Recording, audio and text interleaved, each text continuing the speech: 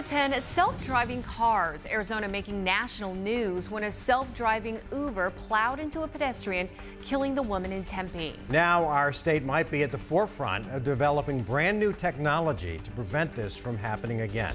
Team 12's Ryan Cody is showing us how students at the University of Arizona are testing what could be the car of the future.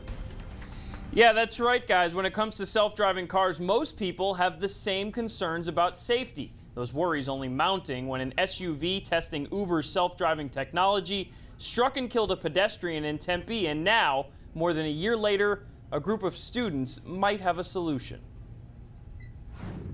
I hit a bicyclist. The disastrous moment permanently changing self-driving safety. I didn't even see anybody over there.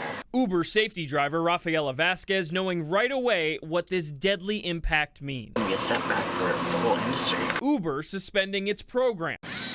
And experts, young and old, take a right. Scrambling for solutions. There are lots of companies working on these things, but at the U of A, we are at the cutting edge. A group of students from all over the country testing new self-driving safety measures in Tucson, part of a research experience funded by the National Science Foundation. For some surrounding area, like if something is really close, then car does not move at all. Potentially preventing incidents like the one in Tempe. Kind of came out of nowhere, Where police say the safety driver was looking at her phone instead of the road, a report disputed by the driver's lawyer.